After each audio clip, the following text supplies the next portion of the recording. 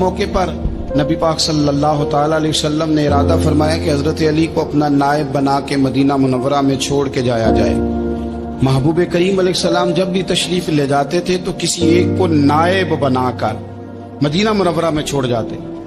حضرت عبداللہ ابن مختوم رضی اللہ تعالیٰ عنہ کو بھی ایک دفعہ حضور چھوڑ کے گئے تو ایک جنگ کے موقع پر محبوب نے حضرت علی شیر خدا سے کہا کہ آپ کو میں اپنا نائب بنا کے یہاں چھوڑ کے جاتا ہوں۔ یہاں لوگ جان چھڑاتے ہیں، کام کا جب وقت آتا ہے، میدان میں نکلنے کا وقت آتا ہے تو جان چھڑاتے ہیں، اور وہ کہتے ہیں کہ باقی سارے کام لے لو، جب وقت مشکل آئے تو پھر ہمیں کام نہ بتاؤ۔ اب مشکل وقت ہے، جہاد میں جانا ہے۔ حضرت مولا علی شیر خدا کرم اللہ تعالی وجہہ الکریم کو حضور نے فرمایا کہ اس دفعہ میرا ارادہ بنا ہے کہ تمہیں چھوڑ کے جاؤں۔ تو حضرت علی کو چھوڑ کے جایا جا رہا ہے، ان کو مدینے میں رہنا ہے، میدان میں نہیں جانا۔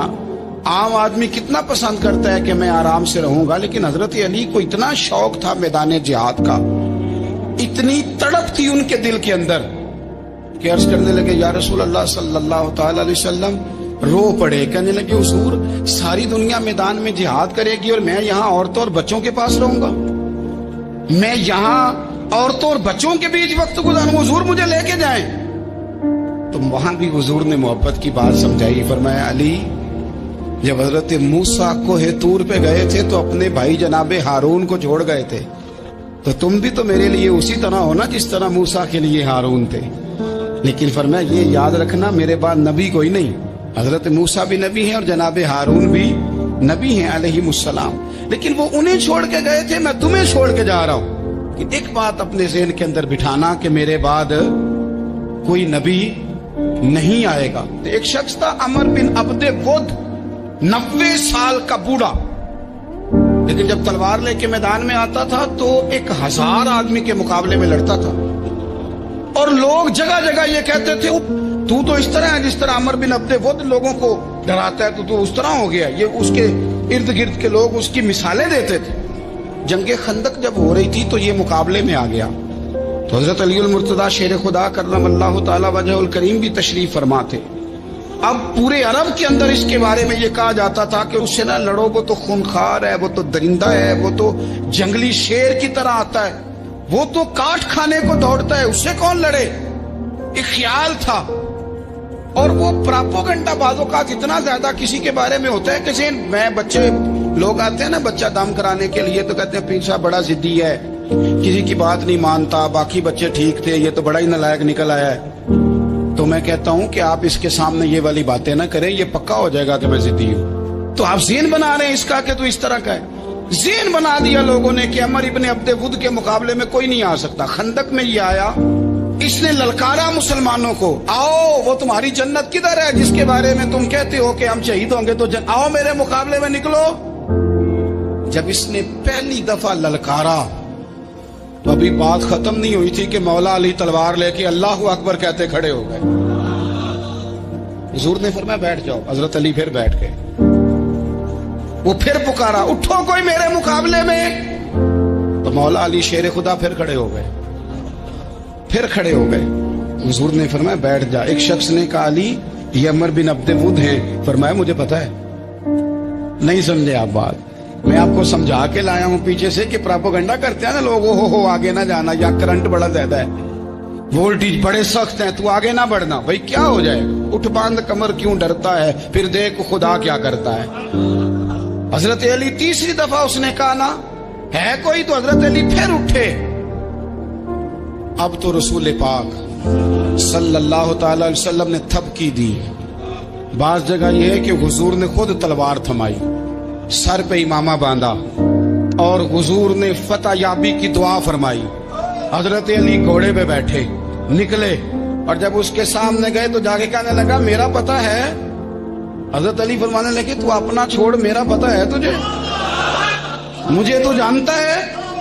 کہنے لگا میں 1000 کے مقابلے میں اکیلا لڑتا ہوں۔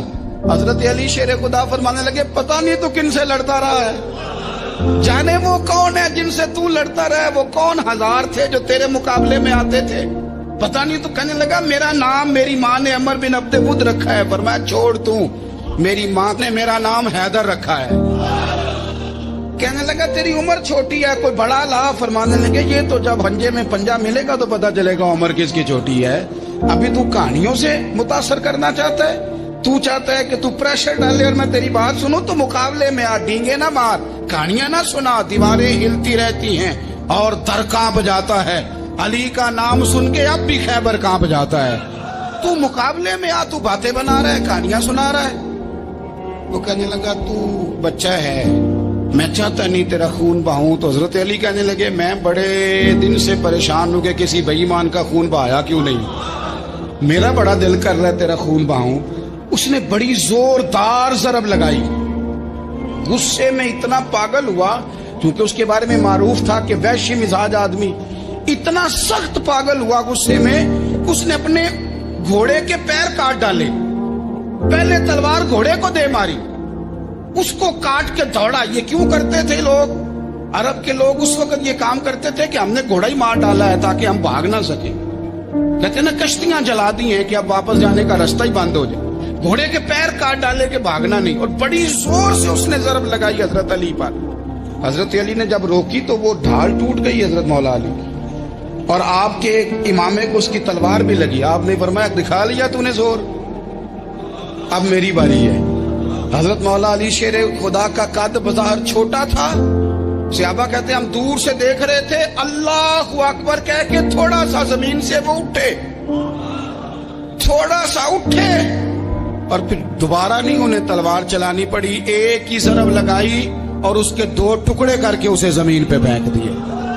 تو عزیز دوست، آپ یاد رکھیں گے اس بات کو کہ اپنی زندگی کے اندر مروب ہونا چھوڑ دیں۔ روب میں تاتاریوں نے مسلمانوں کو مروب کر لیا تھا، روب ڈال لیا تھا کہ ہم بہت بڑے لوگ ہیں۔ یہی آج ہمارے ساتھ بہت سارے لوگ کرتے ہیں، دلوں میں روب آ جاتا ہے، امیر رشتہ دار کا، فلانے کا، فلانے کا، پھر وہ جو مرضی کرتا ہے۔ تاتاریوں کی ایک بی بی،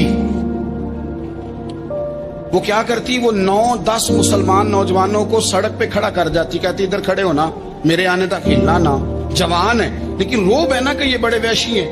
اکیلی بی بی اندر جاتی، تلوار لے آتی، اور وہ کھڑے ہیں، وہ بھاگے بھی نہیں، اتنا ڈر گئے، ٹانگیں کانپ رہی، بھاگنے کی بھی جرت نہیں کر رہے۔ تسلی سے گئی ہے، تلوار لے کے آئی ہے، اور اس نے 9 جوان مسلمانوں کے گلے کاٹ دیے۔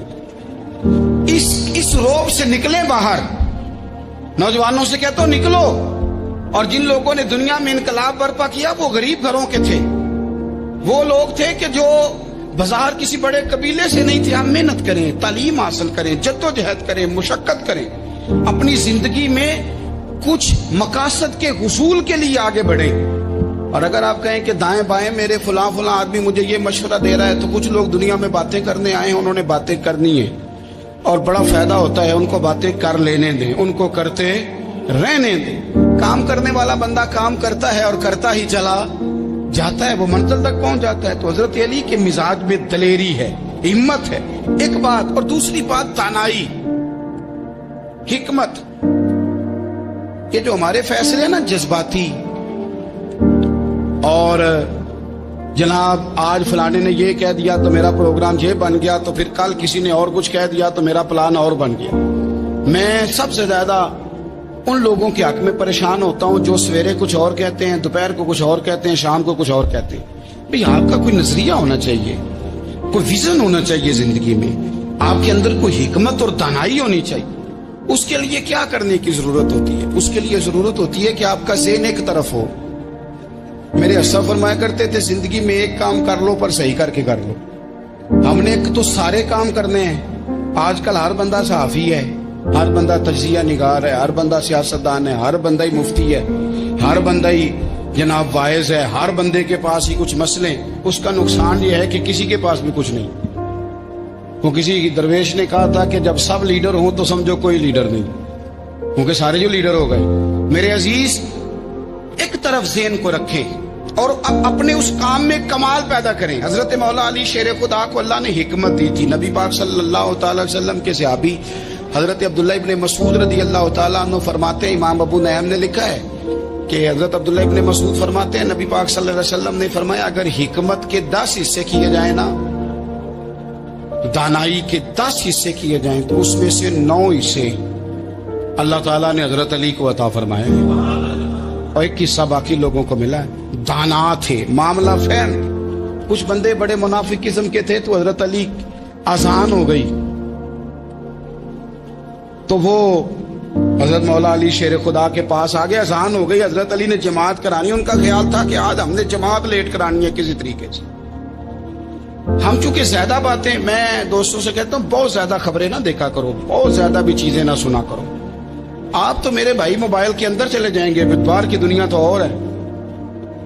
तो थोड़ा बाहर भी निकलें तस्वीरों से, थोड़ा बाहर भी आए, दीगर मामलात भी देखें। हमें बड़े बड़े अच्छे लोग जिंदगी में मिल जाएंगे, लेकिन हम उनके करीब नहीं जाते। हम देखते नहीं कि असल बात क्या है, सुनी सुनाई चीजों पर ज्यादा गुमान करते हैं। अब हजरत अली चूंकि बड़े दाना थे, मुसल्ले पे बढ़ रहे हैं, जमात खड़ी करनी, अल्लाह अकबर कह रहे हैं। बंदों का ख्याल था नमाज लेट करानी है। ने फटाफट हजरत अली से कहा कि हुजूर जरा वो जानवर तो बताइएगा कितने हैं जो अंडे देते हैं, और जरा वो भी बताइएगा जो बच्चे देते हैं। ये अब कितने को बंदा जानवर गिने, आहिस्ता आहिस्ता बंदा शुमार करे। हो बकरी जो है वो बच्चा देती है, मुर्गी अंडा देती है, और गाय जो है वो बच्चा देती है, और बतख जो है वो अंडा देती है। बंदा तो ये गिनने लग जाए। तो हजरत अली शेर खुदा यहाँ हाथ हैं, फरमाने लगे घर जाके गिन लेना। मोटी सी बात बताता हूँ, जिन जानवरों के कान बाहर होते हैं वो बच्चे देते हैं, जिनके अंदर होते हैं वो अंडे देते हैं। अल्लाह अकबर। नमाज की नियत बांध ली, तुम गिनना घर जाके। मोटी सी बात बता देता हूँ। वो साहब कहते हैं मैं हजरत अली रज़ी अल्लाह तआला अन्हु को जाने आया था, मैं खुद बड़ा उलझ गया। ये क्या माजरा है, क्या मुअम्मा है कि दो फिक्रों में उन्होंने बात को समेटा और कमाल कर दी। कहने लगे घर जाके गिनना, यहाँ टाइम नहीं, नमाज का वक्त है। पर जिनके कान अंदर है ना वो अंडे देते हैं, और जिनके बाहर हैं वो जा जाके हिसाब करना। आप ढूंढ लें, तलाश कर लें, चले जाएं माहिरीन के पास, पर शेर खुदा शेर ही है। हजरत मौला अली के जुमलों में कमाल है, उनकी दानाई, उनका तदब्बुर, उनकी हिकमत, उनका फहम, उनकी फिरासत, उनका कमाल। एक शख्स बड़ी दूर से आया, उसने कहा हुजूर मुझे ना लंबी बातें याद नहीं रहती, दो बातें बस बता दे, मैं अमल करूं तो जिंदगी बन जाए, दो बातें। तो हजरत अली फरमाने लगे लंबी उम्मीदें ना लगाना, लंबी उम्मीदें ना लगाना, मौत का पता नहीं कब आ जाए। मनसूबाबंदी जरूर करना आने वाली नस्लों के लिए, अपनी अपनी जात के लिए लंबी उम्मीदें ना बांधना, ये भी कर लूंगा, ये भी कर लूंगा। हम रिटायर नहीं होते जिंदगी भर, प्लान पे प्लान, प्लान पे प्लान। तो अगर हम प्लान कर रहे होते हैं तो जो हमारे नीचे होते हैं वो हमें रिटायर करने का प्लान कर रहे होते हैं। औलादें तक वालिदैन को कमजोर करने के दर पे होती हैं कि अब ये हटे तो हमारी बारी आए। हजरत अली फरमाने लगे दो काम, एक तो लंबी उम्मीद ना बांधना, और दूसरा फरमाया अपने नफ्स की ख्वाहिश की पैरवी से बचना। दुनिया में रुसवा वो लोग हो जाते हैं जो अपने नफ्स की ख्वाहिश की पैरवी करते हैं, वो बुज़दिल हो जाते हैं जो ख्वाहिशात नफसानी के पीछे भागते हैं। ये काम ना करना। इमाम राजी कहते हैं कि सैयदा फातिमा ज़हरा रज़ी अल्लाह ताला अन्हा के दोनों शहजादे हसनैन करीमैन बीमार हो गए, तो सैयदा ने मन्नत मांगी कि बच्चों को शिफा होगी तो 3 रोजे रखूंगी। शिफा हो गई, रोजे भी रख लिए। और जब मौला अली शेर खुदा रोजा रखने के लिए बेदार हुए, सैयदा फातिमा ज़हरा बेदार हुई, तो इमाम हसन और हुसैन भी उठ गए। 7-8 साल की उम्र, अम्मा जी हमने भी रखना है। सुबह खजूर और दूध से रोजा रख लिया गया। इफ्तारी के वक्त मौला अली कहते हैं फाके चल रहे थे, कहीं से मैं जौ लाया थोड़े से। सैयदा फातिमा ज़हरा ने पीस कर रोटियां पकाई। वो वक्त जो बड़ा मुश्किल होता है इफ्तार का, कहते हैं उस वक्त जब खाने के लिए बिल्कुल हाथ आगे बढ़ने लगे और उम्मीद थी कि अभी सैयदना बिलाल अल्लाहु अकबर कहेंगे तो रोजा खुलेगा, लेकिन अभी चंद ही मिनट रहते थे कि दरवाजे पर एक फकीर ने सदा दी। कहने लगा सारे मदीने के दरवाजे खटखटा आया हूँ, कहत है फाका है, ए रसूलुल्लाह के खानदान वालों, मैं यतीम हूँ। किसी ने बताया है कि और कोई दरवाजा खुले ना खुले, सैयदा का दरवाजा तेरे लिए जरूर खुलेगा, क्या यतीम को रोटी मिलेगी? तो हजरत मौला अली ने बच्चों की तरफ देखा ही था कि इमाम हसन सारी रोटियां जाके दरवाजे पे दे आए। खजूर और पानी से इफ्तार हो गया। सुबह फिर खजूर और दूध से रोजा रखा। इमाम राजी कहते हैं ऐन वो वक्त जब इफ्तार का टाइम आया तो फिर दरवाजे पे किसी ने सदा दी, کہا ہے رسولullah کے خاندان والوں میں مسکین ہوں, رات سے روٹی کھائی ہے, نہ صبح کھا سکا نہ دوپہر. کسی نے بتایا ہے کہ اس دروازے سے خالی کوئی نہیں جاتا. امام حسن نے پھر سارا لنگر اٹھایا اور پھر جا کے دے دیا. تیسرا دن پھر ہوا. مجھے یوں لگتا ہے جب افطار کا ٹائم آیا ہوگا نا تو یہ خود ہی سارے دروازے پہ دیکھتے ہوں گے, یہ کوئی آیا نہیں لینے والا ابھی تک. لگتا ہے کہ نظریں دروازے پہ تھی. عین افطار کے وقت 3 روٹیاں جب جاؤں کی پک کے آئی, ایک بھکاری نے صدا دی, کہنے لگا میں قیدی ہوں, آج ہی قید سے رہائی ملی ہے. پہلے دن کسی کے دروازے پہ صدا ملی ہے, دی ہے روٹی ملے گی. امام حسن وہ کھانا دے کے واپس لوٹے. کھجور اور پانی سے افطار ہوا, اور جیسے ہی مسجد نبوی میں تینوں باپ بیٹا نماز پڑھنے گئے تو مولا علی کہتے مجھے بتانا نہیں پڑا. رسول کریم نے میری طرف دیکھ کے فرمایا, علی تیرا, فاطمہ کا, حسن اور حسین کا 3 دن والا عمل خدا کو بھی بڑا پسند آیا ہے اور محمد مصطفیٰ کو بھی بڑا پسند آیا, بڑا پسندیدہ عمل. میں کہتا ہوں کہ حضرت فاطمہ نے نا ان کی تربیت پہلے ہی کر دی تھی, 3 دن بغیر افطار کے روزہ رکھنے کی. وہ ٹریننگ گھر سے ہو چکی تھی. اب میدان کربلا میں 3 دن بھوکا پیاسا رہنا ان کے لیے مشکل نہیں تھا. حضرت جناب سیدہ زینب بنت ابی رافع کہتی ہیں کہ سیدہ فاطمہ الزہرا نا ایک دن اپنے دونوں شہزادوں کو لے کے, جب حضور کی طبیعت مبارک بظاہر علیل تھی جس میں حضور کا وصال ہوا, دونوں شہزادے لے کے سیدہ فاطمہ نبی کریم کی بارگاہ میں گئی. کہنے لگی یا رسول اللہ میرے بچوں کو کچھ دیجئے. سیدہ پاک تو حضور اٹھ کے بیٹھ گئے. اس کندھے سے امام حسن کو لگایا اور اس سے امام حسین کو لگایا اور فرمایا فاطمہ یہ جو میرا حسن ہے نا اس کو میں اپنی ہیبت اور سرداری دیتا ہوں, اور فرمایا یہ جو میرا حسین ہے نا حسین کو میں اپنی جرت اور سخاوت دیتا ہوں. میرا حسین جرت مند ہوگا اور سخی ہوگا. داتا گانج بخش علی حجویری, امام الاولیاء, سید الاسفیاء, داتا صاحب کشف المعجوب میں فرماتے ہیں ایک دن نا امام حسین کے پاس ایک شخص آیا بڑی دور سے کچھ مانگنے کا, حضور کچھ دیجئے. وہ شخص کہتا ہے کہ میرا ظرف یہ تھا کہ 4-5 دینار ملیں گے. تو امام حسین فرمانے لگے تھوڑی دیر بیٹھ جا, رزق آ رہا ہے. تو امام حسین کو حکومت وقت کی طرف سے نا 5 تھیلیاں ملی جس میں ایک تھیلی میں 500 اشرفیاں تھیں. 5 تھیلیاں آئیں, لیکن اس کو آنے میں نا ذرا دیر ہو گئی. وہ 5 تھیلیاں جب آئی نا تو امام حسین اس کی طرف 5 تھیلیاں بڑھا کے نا, ذرا دیکھنا میری طرف غور سے, 5 تھیلیاں بڑھا کے نا تو فرمانے لگے میاں اتنا تجھے انتظار کرایا نا اتنی ہم تیری حاجت پوری نہیں کر سکے. تو یہ نہ محسوس کرنا کہ حسین کے دروازے پہ بیٹھا بھی رہا ہوں تو ملا کیا ہے. یہ نہ محسوس کرنا. وہ شخص کہتا ہے جب میں نے وہ تھیلیاں کھولی اور پھر میری نظر امام حسین پہ پڑی تو میرے اندر سے آواز آئی اگر حسین ابن علی اتنے سخی ہیں تو محمد عربی کتنے سخی ہو. اگر یہ معیار ان کا ہے, ان کا یہ معیار ہے, اور خود بھیک دیں خود ہی کہیں منگتے کا بھلا ہو, خود کہنے لگے جتنا انتظار کرایا ہے اتنی تیری مدد کر سکے. یہ سخاوت کا معیار تھا, یہ طریقہ تھا. ایک دفعہ سیدنا امام حسین رضی اللہ تعالیٰ عنہ کے گھر کے اندر نا 5000 دینار آئے. مسجد میں تھے, آپ کو 5000 دینار ملے تو امام زین العابدین کہتے ہیں کہ مسجد سے لے کر گھر آنے تک امام حسین نے 5 کے 5000 اللہ کے رستے میں خیرات کر دیے. فرماتے میں نے کہا ابا جی 5 دینار کی گھر میں ضرورت تھی, مالاں والے سخی نہیں ہوندے تے سخیاں کل مال نہیں ہوندا, ایتھے اوتھے دوویں جہانی سخی کنگال نہیں ہوندا.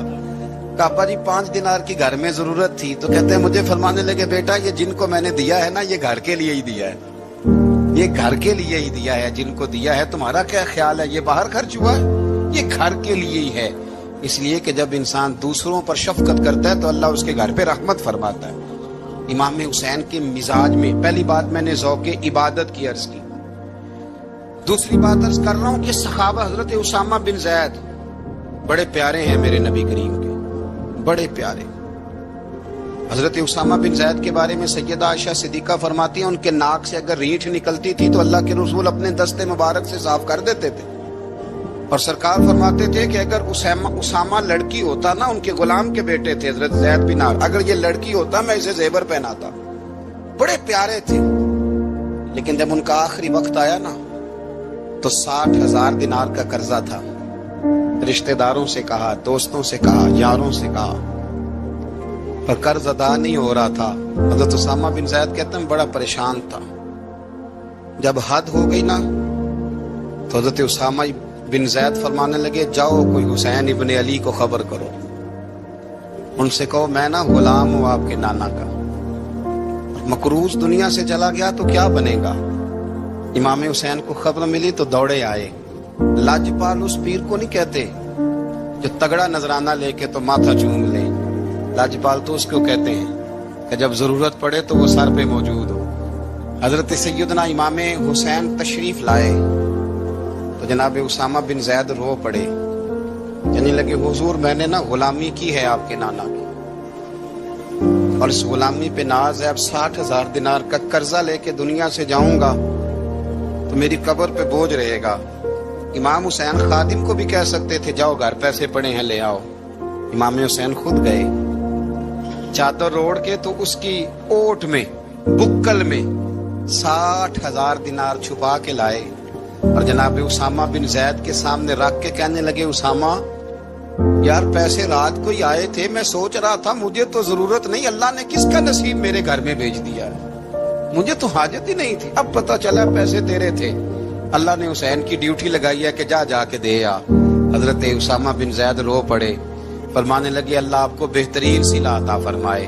امام بڑا ہی پیار کرتے تھے، گھوڑے پہ جا رہے تھے، کچھ فقیر غریب لوگ بیٹھ کے روٹی کھا رہے تھے، کہاں رہے تھے سڑک کے کنارے، تو امام زین العابدین فرماتے ہیں کہ جب امام حسین گزرے تو انہوں نے آواز دی حضور دل کرتا ہے ہمارے ساتھ بیٹھ کے روٹی کھائیں، کائنات کے مالک و مختار کے نواسے اور دنیا کے سب سے بڑے شہزادے گھوڑے سے اترے اور غریبوں کے ساتھ سڑک پہ بیٹھ گئے، روٹی کھانے لگے اور دیر تک کھاتے رہے، اور جب فارغ ہو گئے تو فرمانے لگے کھانے کی ضرورت بھی نہیں تھی، حاجت بھی نہیں تھی، پر تم نے آواز دی تو دل رکھنے کو بیٹھ گیا تھا، اگر اجازت دے تو چلا جاؤں۔ یہ مزاج تھا، یہ طبیعت تھی۔ آپ کے ایک بھائی ہیں چھوٹے، حضرت محمد بن حنفیہ نام ہے، حضرت مولا علی شیر خدا رضی اللہ تعالیٰ عنہ کی دوسری بیوی سے۔ ایک دن حضرت امام حسین ان کے گھر میں بیٹھے تھے تو کسی بات میں نا اختلاف رائے ہو گیا، تو امام علی مقام ناراض ہو گئے، فرمایا آج کے بعد تیرے گھر نہیں آؤں گا، رومال اٹھایا چلے گئے۔ لوگوں نے حضرت محمد بن حنفیہ رضی اللہ تعالیٰ عنہ سے کہا حسین تو ناراض ہو گئے، کبھی نہیں آئیں گے۔ آپ فرمانے لگے بھائی تمہارا ہے کہ میرا؟ جی بھائی تو آپ کے ہیں۔ فرمایا اگر کہو تو چند منٹوں میں حسین واپس آئے۔ جناب ناراضگی ہو گئی ہے۔ فرمایا ناراضگی ہوئی ہے پر میں اس کے دل کی نرمی کو تو جانتا ہوں، اس کے مزاج کے اندر جو محبت ہے اس سے تو ابھی آئے۔ کہ جناب وہ کیسے؟ فرمانے لگے دیکھنا ذرا۔ تو امام حسین نے خط لکھا، حضرت محمد بن حنفیہ نے رکا لکھا، کہنے لگے حسین میرے باپ کا نام بھی علی ہے اور آپ کے باپ کا نام بھی علی ہے، پر ایک فضیلت ایسی ہے جس میں میں آپ کا مقابلہ نہیں کر سکتا، وہ یہ ہے کہ آپ سیدہ فاطمہ الزہرا کے لال ہیں، آپ محمد مصطفیٰ علیہ السلام کے نواسے ہیں۔ کہنے لگے بھائی جان آپ نے نانا جان کی وہ حدیث تو سنی ہوگی کہ دو لوگ ناراض ہو جائیں تو جو صلح پہلے کرے جنت میں پہلے جائے گا۔ فرمانے لگے دل میرا کر رہا تھا کہ پہلے صلح کر لوں، لیکن پھر بڑے بھائی کو پشت کروں گا جنت میں جاتے ہوئے، یہ بھی تو بے ادبی ہے نا۔ اب خط میں نے لکھ دیا ہے، آپ کا جو ارادہ ہو۔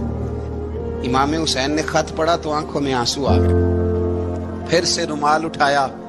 بچے پوچھنے لگے کہاں جا رہے ہیں؟ کہا بھائی کے گھر جا رہا ہوں۔ کہا آپ تو ناراض تھے؟ فرمایا تھا ناراض پر ہے تو میرا بھائی نا، ہو گئی بات ختم۔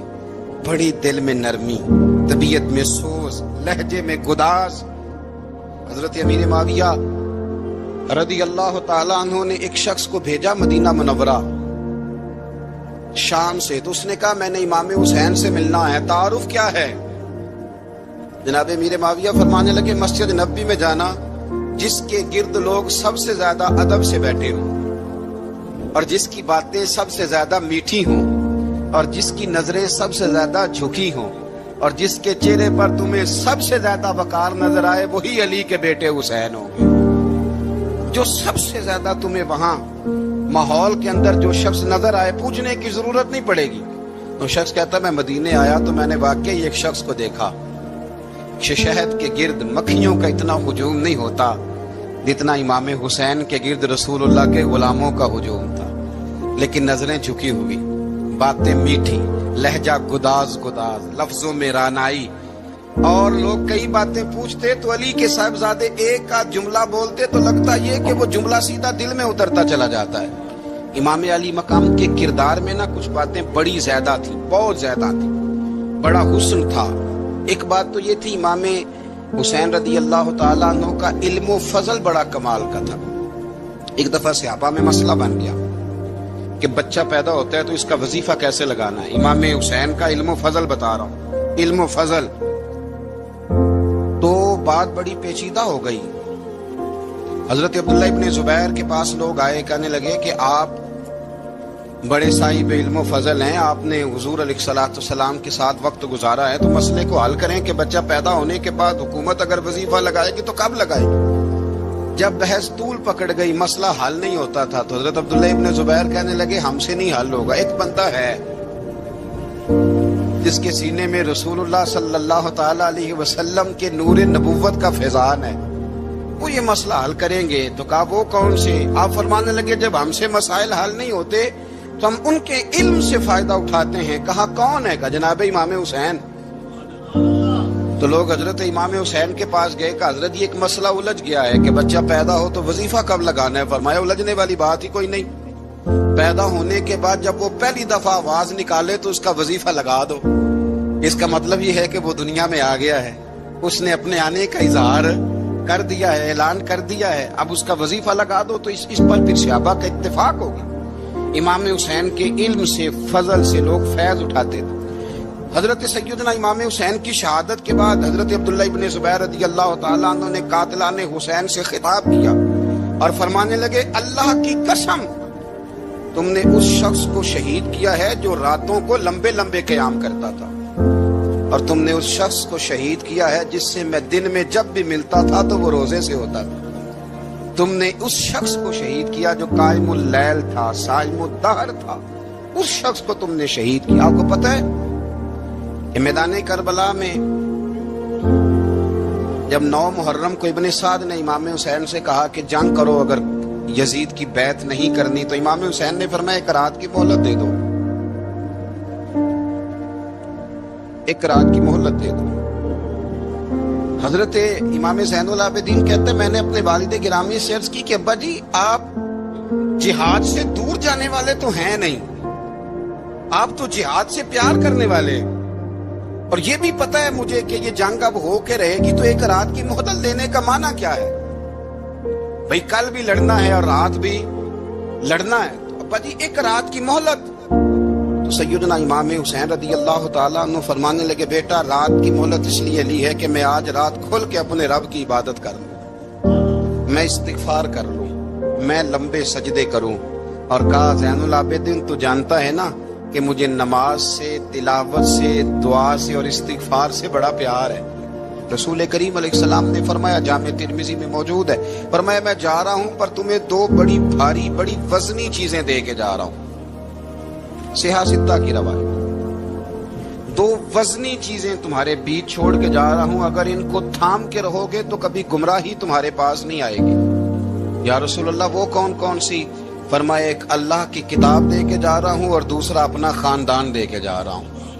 अगर अहले बैत नबुव्वत को थामे रहोगे, हमारे बुजुर्गों ने लिखा है कि ये जो हुजूर ने किताबुल्लाह और फिर अपनी अहले बैत का तज़किरा फरमाया, तो इसका मतलब ये है कि थ्योरी देखनी हुई तो कुरान देखना, और प्रैक्टिकल देखना हुआ तो अली और फातिमा को देखना, हसन और हुसैन को देखना, इनको देखना। नबी करीम अलैहिस्सलाम के अहले बैत मिनारा नूर हैं, इनकी मोहब्बत, इनका प्यार क्यों भला? इसलिए कि ये वो खूबसूरत लोग हैं जिनको खुद मेरे नबी पाक ने तराशा है। इनकी सीरत में जितने रंग हैं वो रसूल करीम ने खुद भरे हैं। इनकी एक एक बात का ख्याल नबी पाक ने रखा है। हुजूर ने अज खुद इन्हें अपनी सोहबत अता की है। ज्यादा दूर नहीं था, सैयदा फातिमा का घर मस्जिद नबवी के साथ था। अल्लाह के रसूल दिन में 2 दफा जाया करते थे।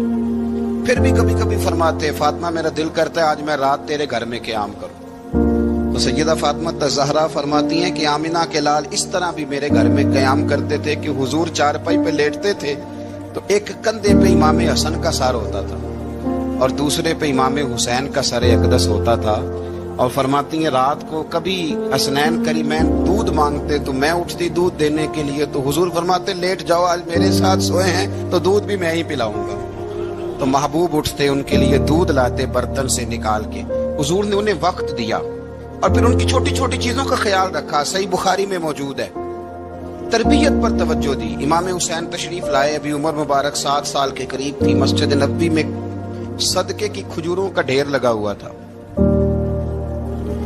چھوٹا بچہ جو ہوتا ہے نابالغ، اس پر شریعت کے احکامات نہیں آتے، صدقے کی کھجوروں کا ڈھیر تھا مسجد نبوی میں۔ یہ تربیت ہے، یہ ٹریننگ ہے جو اللہ کے محبوب نے خود انہیں عطا فرمائی۔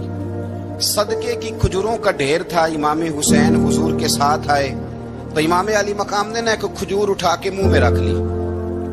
شارحین نے لکھا ہے لگتا یہ ہے کہ کئی دنوں کی بھوک تھی، کیونکہ یہ فاقہ اہل بیت کا بڑا محبوب ہے، مجبور نہیں تھے، وہ تو خزانوں کے مالک تھے، پر غریبوں سے محبت کی وجہ سے فاقے کیا کرتے تھے، یہ ان کی پسند ہے فاقہ کرنا۔ لیکن کھجور امام علی مقام نے رکھ لی تو اللہ کے رسول نے گلے میں انگلی ڈال کے نکال دی، تو فرمایا حسین یہ صدقہ ہے، یہ میری اہل بیت کے لیے درست نہیں ہے۔ حضور نے خود تربیت کی، اور پھر سیدہ فاطمہ الزہرا نے اپنے بچوں کو تراشا، ان پر محنت کی۔ میں اکثر گزارش کرتا ہوں دوستوں سے، میں کہتا ہوں کربلا کا واقعہ کوئی حادثاتی نہیں ہے، اس کے پیچھے پوری ایک لاجک ہے، اس کے پیچھے پورا ایک فلسفہ ہے۔ ایسے ہی کوئی آدمی 3 دن بھوکا پیاسا رہ سکتا ہے؟ کسی آدمی کو صبح اس نے کھانا کھایا اور شام تک کھانا نہ ملے تو ٹانگیں کانپتی ہیں۔ رمضان المبارک میں عبادت کی نیت سے روزہ رکھنے والے بھی شام کو بڑے پریشان ہو جاتے، اور مسلسل 3 دن کھانا نہ کھایا جائے اور پانی نہ پیا جائے، اور حال یہ ہے کہ وہی آدمی تلوار لے کے میدان میں نکلے اور اس کی حالت یہ ہو کہ لوگ اس کے آگے دوڑنا شروع کر دیں، ہزاروں کی فوجیں تاب نہ لا سکے۔ علی کا گھر بھی وہ گھر ہے کہ جس گھر کا ہر ایک بچہ جسے دیکھو وہی شیر خدا معلوم ہوتا ہے۔ جناب صالبہ بیٹھے تھے، فرمایا فلان کو بلا کے لاؤ۔ جب بلانے گئے تو رستے میں عورت پہ نظر پڑی، پہلی نظر تو معاف ہے لیکن دوبارہ دیکھ بیٹھے، دوبارہ نظر پڑی تو پریشان ہو گئے۔ خیال آیا میں نے تو خیانت کی اپنے نبی پاک سے، حضور نے تو منع کیا یہ کام کرنے سے۔ اب واپس حضور کے پاس نہیں آئے، جنگل میں چلے گئے۔ ابن قدامہ نے کتاب التوابین میں اس روایت کو لکھا ہے، کہتے ہیں 40 دن وہ پہاڑوں میں روتے رہے کہ یا اللہ مجھ سے غلطی ہو گئی۔ کتنے دن؟ اب ہمارا شغل ہے، اس کو لوگ گناہ ہی نہیں سمجھتے، بدنگاہی تو کوئی گناہ ہی نہیں، اب تو یہ شغل ہے۔ اب تو ہمارے ہاں معاذ اللہ تعالیٰ سیانے بیانے بندے بیچ بیٹھے ہوتے ہیں جب یہ باتیں ہو رہی ہوتی ہیں، یہ شغل ہے ہمارا۔ اب تو ابا کے سامنے بچہ وال پیپر گندی تصویر کا لگایا ہوتا ہے، پر وہ کہتا ہے با عمر ہے نا جی، عمر ہے نا جی، مجھے پتہ ہی نہیں ہے کتنا گند کر رہا ہے، یہ تباہ ہو جائے گا روحانی طور پر اگر یہ گند دیکھنے میں الجھ گیا۔ تو امام شافعی کا فتویٰ ہے جس کی نظر گندی ہوتی ہے اس کا حافظہ کمزور ہوتا ہے، وہ کوئی بڑا کام نہیں کر سکتا، وہ نفسیات کا مریض ہو جاتا ہے جو گندی نظر والا آدمی ہوتا ہے۔ ہمیں پتہ ہی نہیں کہ ہمارے مسائل اصل میں ہیں کیا۔ تو 40 دن جنگل میں روتے رہے، 40 دن۔ محبوب سارا کچھ جانتے تھے پر خاموش رہے۔ حضرت جبریل امین حاضر ہوئے، عرض کی یا رسول اللہ آپ کا وہ غلام رو رہا ہے، اور آپ کہتا اسے بلا لے، میں نے اس کا گناہ معاف کر دیا۔ نبی پاک صلی اللہ علیہ وسلم نے حضرت مولا علی شیر خدا اور جناب سلمان فارسی کو بھیجا، فرمایا فلاں جگہ ہے لے آؤ۔ کہتے ہیں جب ہم گئے تو 2 پہاڑوں کے درمیان جناب سالبہ تڑپ کے رو رہے، ہمیں دیکھ کے اور روئے، کہنے لگی علی میرے بارے میں کوئی آیت تو نہیں نازل ہو گئی؟ تو کہا نہیں، چل حضور نے بلایا ہے۔ کہا اچھا حضور کہتے کیا تھے، فرماتے کیا تھے؟ کہا پتہ نہیں لیکن بلایا ہے۔ کہتے جب ہمارے ساتھ چلنے لگے مسجد نبوی قریب آئی تو کہنے لگے علی بہت بڑا گناہ کر بیٹھا ہوں، نظریں میلی ہو گئی، وضو نہیں آنکھوں کا، مجھے ڈائریکٹ نہ لے کے جاؤ حضور کے پاس، جب نبی پاک نماز کی نیت باندھ لینا پھر میں جاؤں گا، میں پیچھے کھڑا ہو جاؤں گا حضور کے۔ میری طبیعت میں حوصلہ نہیں، اور یہاں تو پتہ نہیں میں کس طرح عشق رسول کا دعویٰ کرتا ہوں ممبر پر بیٹھ کر، اور ہماری یہ میلاد آئے گا تو محفل میلاد میں اس طرح کے دعوے ہوں گے اسٹیج پر کہ علمان و لفیظ، پتہ نہیں کیا کیا لوگ کہہ دیں گے، پتہ نہیں ہم کیا ہے۔ اور ہم کیا کہہ رہے ہیں؟ من آنم کے مرد آنم، پتہ ہی نہیں اور کتنا بڑا دعویٰ کر دیا کہ میرے اندر طاقت نہیں سامنا کرتے۔ مولا علی فرماتے ہیں جب حضور نے مغرب کی نماز کی نیت باندھی تو انہوں نے بھی پیچھے نیت باندھ لی۔ اتفاق کی بات یہ کہ حضور نے پہلی رکعت میں سورہ انفطار پڑھنی شروع کر دی، اذا السماء انفطرت واذا الکواکب انتثرت واذا البحار فجرت۔ کہتے ہیں جب محبوب اس آیت میں پہنچے نا کہ یا ایھا الانسان ما غرک بربک الکریم، اے انسان تجھے کس چیز نے دھوکے میں ڈال دیا، حالانکہ تیرا رب تو بڑا ہی کرم کرنے والا ہے، تو کس طرح کسی اور کے دھوکے میں؟ بربک الکریم، اور ضمیر واحد ہے، میں تفسیر پہ نہیں جاتا، کہا تیرا اپنا رب، بربک تیرا اپنا رب، تیرا رب تو بڑا کریم ہے، تو پھر بھی کہیں اور چلا گیا۔